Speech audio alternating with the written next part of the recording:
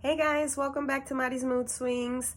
Before I get started, I just want to say thank you so much for those of you that subscribed, and for those of you that subscribed way before I even posted anything. Like, how mind-blowing is that? Thank you so much for all your love and support. And if this is your first time watching me, I hope you hit that subscribe button and give me a chance to entertain you. So let's jump right into the video. I wanted to talk about why I decided to share my sexual abuse story. And if you haven't seen it, the link for the Soft White Underbelly will always be in the description box below. So I wanted to share it because I don't know if this only happens in the Hispanic community, but if you're from a different culture, I would love it if you can comment and tell me if this happens in your culture as well. So a lot of the times in the Hispanic community, we have that don't ask, don't tell unspoken rule. Like, whatever happens at home stays at home. So when I was a kid and I was going through that abuse, I grew up feeling very alone because I didn't hear any adults talk about it. I didn't see any family members talk about it. So I very much so felt like this was only happening to me. Has never been heard of, and I'm the only one that's ever dealt with something like this, you know? So it made me feel super alone, and I almost felt like maybe if I would have heard someone say, you know, I'm going through this abuse myself, maybe that would have gave me more courage to speak out, or maybe I would have spoke out sooner. And since I didn't have any of that, I always told myself, I'm taking the secret to the grave, because I feel embarrassed, I feel ashamed, I feel disgusted with myself, and by no means that I want to share this with anyone. And when I started getting a little older, and as you guys know, things started getting worse for me, and I just decided to go to therapy. And that has got to be by far one of the greatest decisions I've ever made in life. And that is a great place to start if you're truly going through something, and it doesn't have to be something extremely traumatic. I feel like everybody needs someone to talk to. So therapy is a great way to make you feel. It helped me with sharing. It gave me more confidence to share my story. It was definitely hard at first. Like, I couldn't even share it without crying. And then slowly I started to get more comfortable.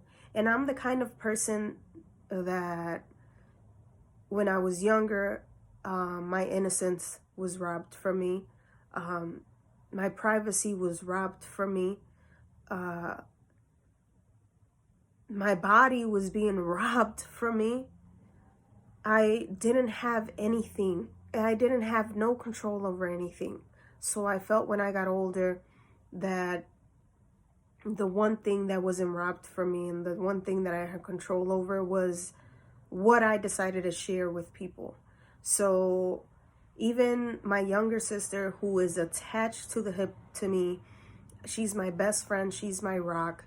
When she saw my Soft White Underbelly interview, she had no clue about some of the things that I shared.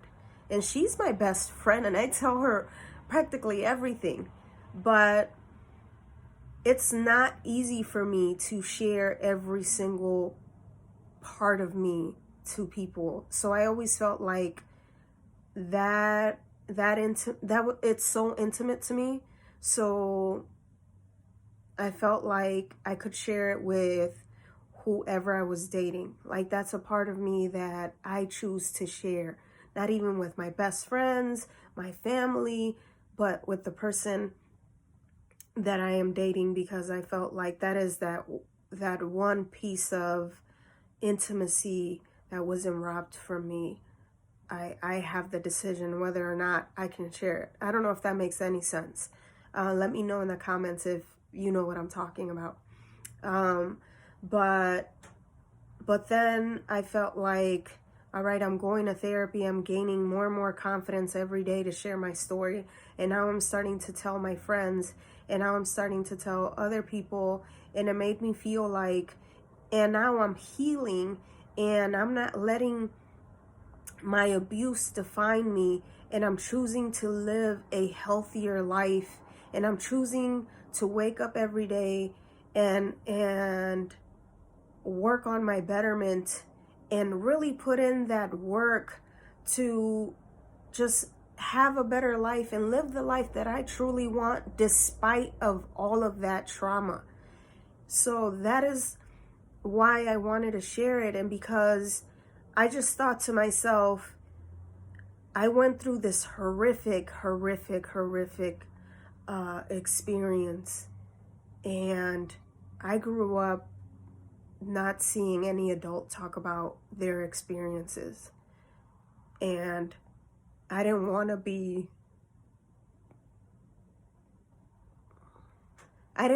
another adult not sharing their experiences and continuing the cycle of don't ask, don't tell. Because now I feel a sense of responsibility, because I'm able to move forward and able to live a healthier life. And I'm so ridiculously grateful for that I want to share that with you.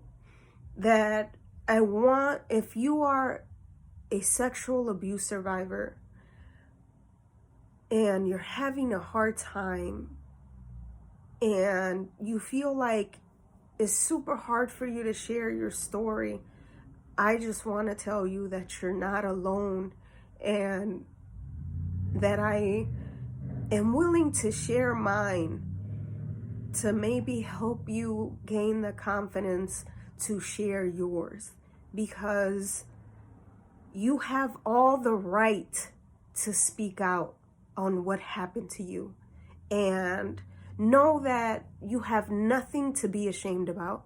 You have nothing to be embarrassed about, and that it is most definitely 100% not your fault. And if there is someone who is watching my video and they're currently dealing with that and they don't know what to do, tell a stranger, tell a teacher. If you can't tell your family, tell a friend. Don't stop speaking out until someone hears you. I promise you that you'll find a person that will believe you and that will help you in your situation. Do not stay silent. I know that it is a very difficult thing to do, but I promise you that if you say today, enough is enough, I am ready to fight for me, you have the ability to change your life for the better. And you don't even have to be going through something traumatic. You can just be having a shitty day. Know that you have the ability to change your attitude. Know that you have the ability to change your life for what you want. It's not an easy thing, but you can do it. And that is exactly why I wanted to share my story, because it's no longer acceptable to stay quiet. They don't get to win. They don't get to destroy your entire life. They don't get to define you. They don't get to take away your hope.